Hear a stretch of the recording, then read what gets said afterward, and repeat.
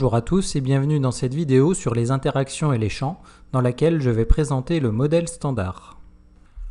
Le modèle standard est une théorie établie dans les années 1970 qui permet d'expliquer tous les phénomènes observables à l'échelle des particules.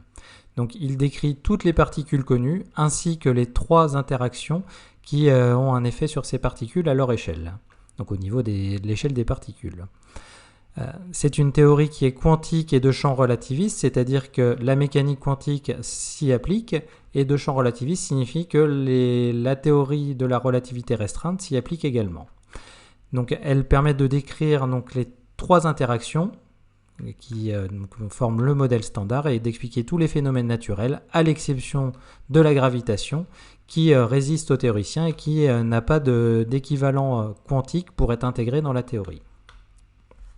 Le modèle standard décrit l'interaction entre deux particules par l'échange d'une particule que l'on nomme boson. Par exemple, si on considère deux personnages, Bob et Alice, chacun sur une barque, si Bob envoie une pierre à Alice, on voit que tous les deux ensuite s'éloignent. Il y a donc eu une interaction à distance entre les deux personnages sous l'effet de l'échange de la pierre. Ici, il s'agit d'une interaction répulsive, car les deux personnages s'éloignent. On peut également imaginer avec les mêmes personnages s'ils s'envoient un boomerang envoyé dans la direction opposée. Cette fois, le mouvement des deux barques fait que les deux personnages se rapprochent et on a donc la modélisation d'une interaction attractive. Une interaction sera décrite dans le modèle standard par la connaissance tout d'abord des particules cibles, c'est-à-dire des particules qui auront une caractéristique particulière sensible à l'interaction. Ensuite, d'un ou de plusieurs bosons qui véhiculent l'interaction, qui sont donc les particules qui sont échangées par les particules cibles, d'une distance d'action qui est en lien avec les caractéristiques du boson, et enfin, d'un type d'interaction en général qui est soit attractif, soit répulsif. Les interactions fondamentales sont les suivantes. Tout d'abord, l'interaction forte, qui est une interaction nucléaire. Elle agit sur les particules possédant une charge de couleur, qui sont donc des quarks. Le boson échangé est appelé gluon. La distance d'action est de 10-15 mètres, donc c'est une interaction qui n'intervient que dans le noyau des atomes. Et c'est une interaction attractive. L'interaction forte, en fait, permet d'expliquer la cohésion des quarks, la cohésion des noyaux et notamment de trois quarks qui forment les nucléons, c'est-à-dire les protons et les neutrons. La théorie décrivant cette interaction est la chromodynamique quantique, d'où le nom de charge de couleur. La deuxième interaction est l'interaction faible, qui intervient sur des particules possédant une charge d'isospin faible. Elle est véhiculée par des bosons qui sont W+, W- et Z0. Elle agit sur une distance de 10-18 mètres, donc là encore, elle n'agit que dans le noyau atomique, et c'est une force particulière ou une interaction particulière qui n'est ni attractive ni répulsive.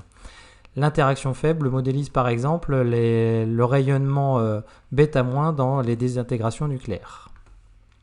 Ensuite, l'interaction électromagnétique, qui elle agit sur des particules possédant une charge électrique. Elle est véhiculée par une particule que l'on appelle le photon et sa distance d'action est infinie.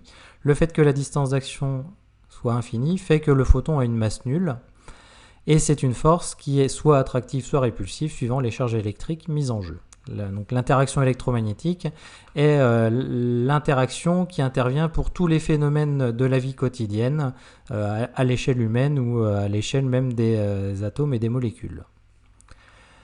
Et donc ces trois interactions ici font partie du modèle standard et il y en a une quatrième qui est l'interaction gravitationnelle qui elle n'a pas été intégrée au modèle standard et donc qui interagit sur les particules possédant une masse. Il n'y a pas de structure avec un boson qui permet de véhiculer cette interaction, mais on suppose que si elle est un jour intégrée dans ce formalisme, le boson s'appellera peut-être graviton. Cette interaction est infinie, donc si elle est infinie, cela signifiera que le graviton aura une masse nulle, et c'est une interaction qui est toujours attractive. Donc cela constitue l'ensemble des quatre interactions fondamentales. ces interactions fondamentales interviennent entre particules élémentaires. Une particule élémentaire est définie comme étant une particule sans structure interne. Il en existe donc deux types.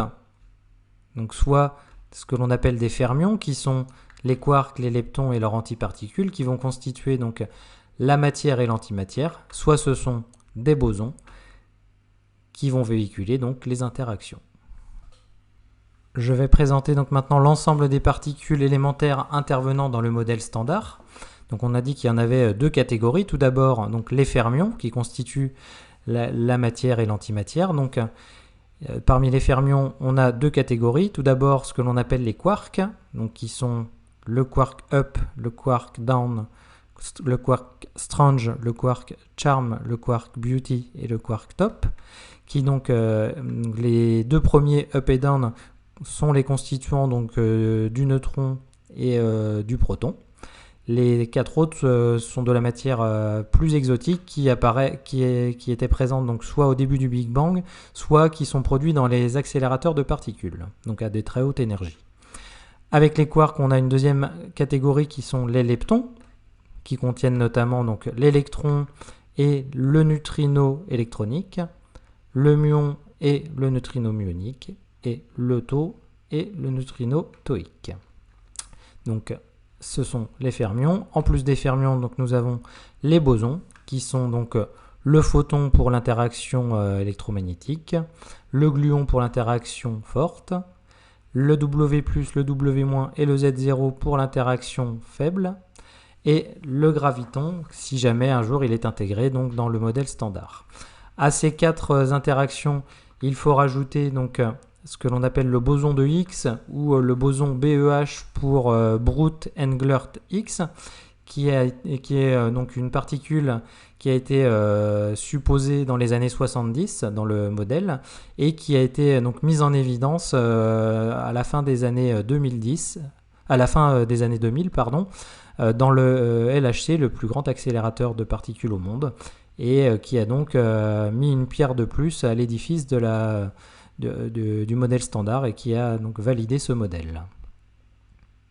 Ce boson a notamment pour effet de donner la masse aux autres particules élémentaires.